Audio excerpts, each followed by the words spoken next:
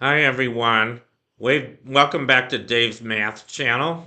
I'm your host, David Tare, and this is my continuing feature on the Math Lovers book. I'm up to section 4.3, which is on complex arithmetic. I started a new chapter a few days ago on complex numbers. And now I'm going to start talking about how to do arithmetic with complex numbers, in particular, how to add and subtract complex numbers. Anyway, let's begin.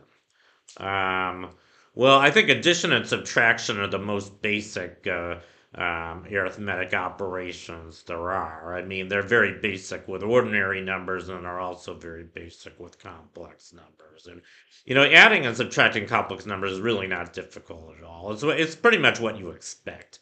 I mean, when you want to add two complex numbers, you have let's say you have two numbers z1, you usually write z for complex numbers. So say we have z1 equals x1 plus iy1 and z2 equals x2 plus iy2. So how do you add z1 plus z2? Well, it's just what you expect. You add the associated real and imaginary components. So z1 plus z2 would be x1 plus x2 plus I times y1 plus y2.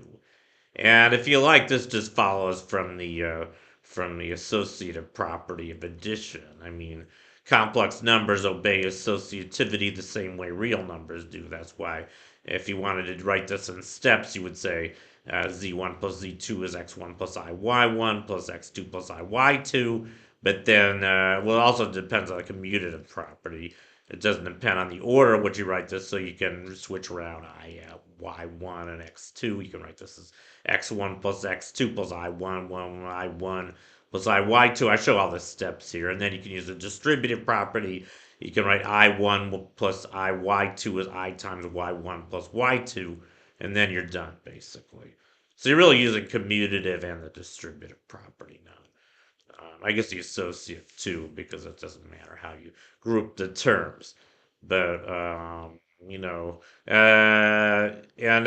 I should just say something. I mean, one thing I think is really remarkable about complex numbers is they obey all the same properties as real numbers that we all learned when we first learned about real numbers: associativity, of addition and multiplication, also commutativity of addition and multiplication, the distributive property of addition and multiplication, and the fact that 0 is the additive identity and 1 is the multiplicative identity. Those are kind of the five basic properties of real numbers in addition and multiplication. They all satisfy. As a matter of fact, you can kind of think of those as defining properties. And not only do they hold for real numbers, but they hold for complex numbers as well, which I think is pretty remarkable.